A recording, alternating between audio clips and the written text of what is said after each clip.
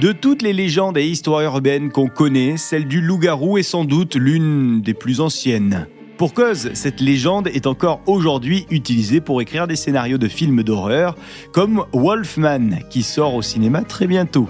Mais d'où vient cette légende du loup-garou ? Pourquoi est-elle autant populaire ? Eh bien, nous allons essayer de comprendre ça aujourd'hui dans La Petite Histoire. La Fabrique Audio présente La Petite Histoire.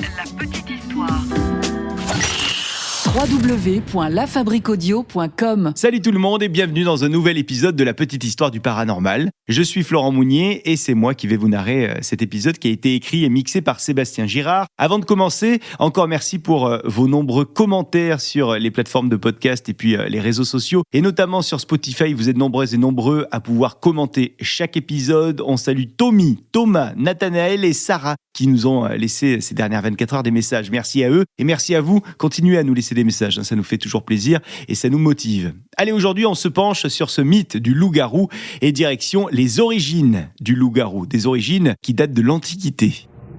Vous êtes maintenant ici, et quoi qu'il arrive, vous ne pouvez plus reculer.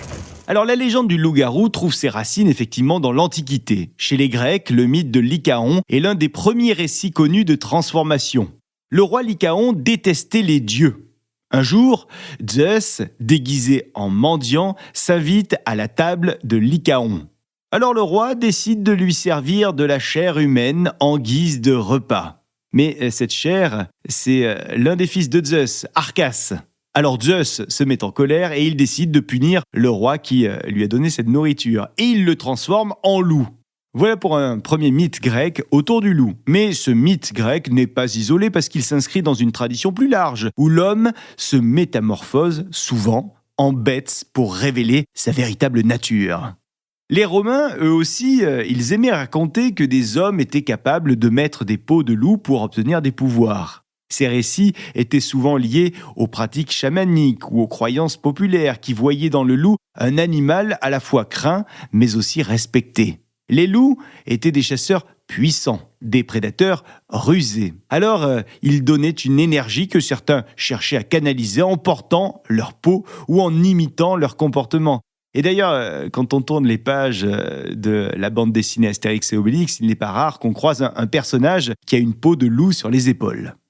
Les peuples nordiques, eux aussi, avaient leurs guerriers, des soldats puissants qui pouvaient rentrer en transe pendant les batailles et qui mettaient des peaux de loup ou d'ours avant d'aller au combat. Ils étaient persuadés, ces guerriers, que ces peaux d'ours leur conféraient force, courage et invincibilité. Cette fusion entre l'homme et la bête était alors perçue comme une manière d'accéder à une puissance surnaturelle. Plus tard, au Moyen-Âge, avec la montée du christianisme, la figure du loup-garou va changer.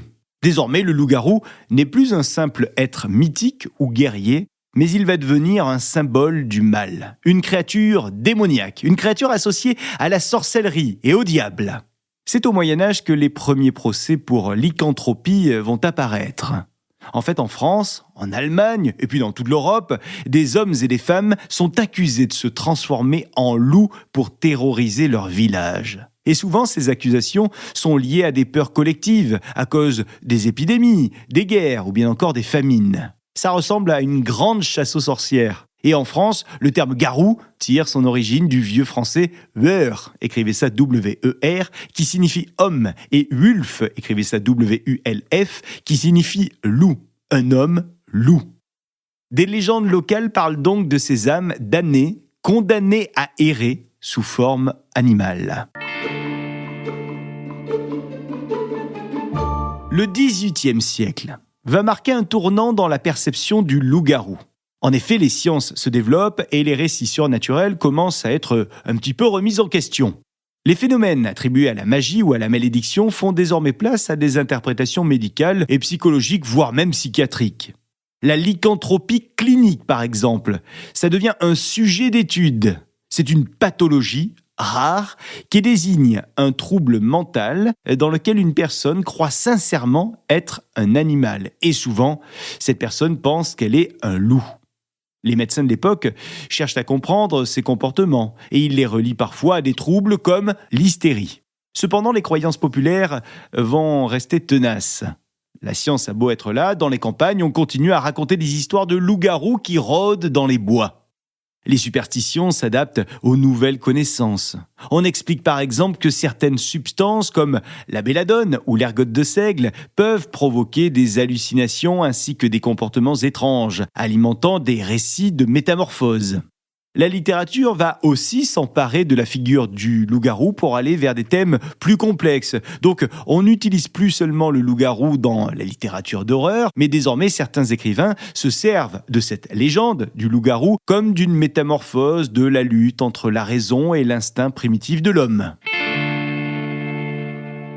Allez, on avance un petit peu dans l'histoire et nous sommes désormais au XXe siècle, avec l'arrivée du cinéma qui remet la légende du loup-garou sur le devant de la scène. Et c'est notamment le film The Wolfman, qui sort en 1941, qui va populariser le loup-garou dans la culture.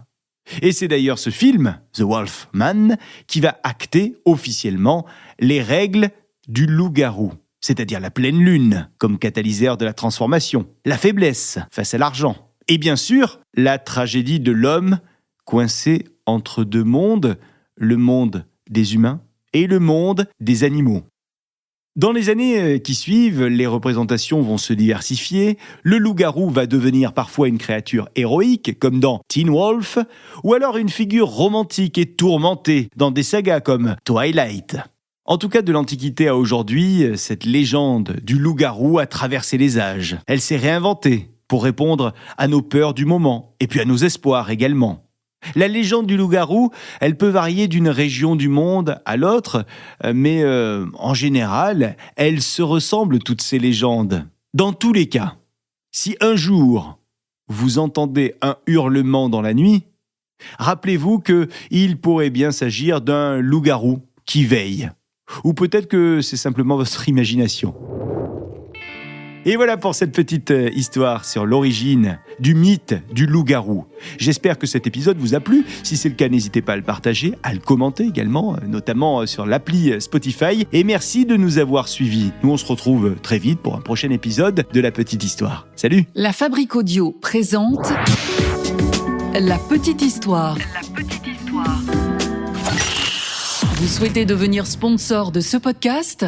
Contact @lafabriqueaudio.com. Avant de se quitter, je vous rappelle qu'en plus de nos petites histoires habituelles, on vous propose également La Petite Histoire des expressions, un podcast qui explore les origines et le sens des expressions de la langue française, parce que derrière chaque expression, il y a une anecdote. C'est ça qu'on vous raconte pour comprendre les expressions françaises et connaître leurs origines du Moyen-Âge à nos jours. Rendez-vous dans La Petite Histoire des expressions sur votre application d'écoute de podcast préférée.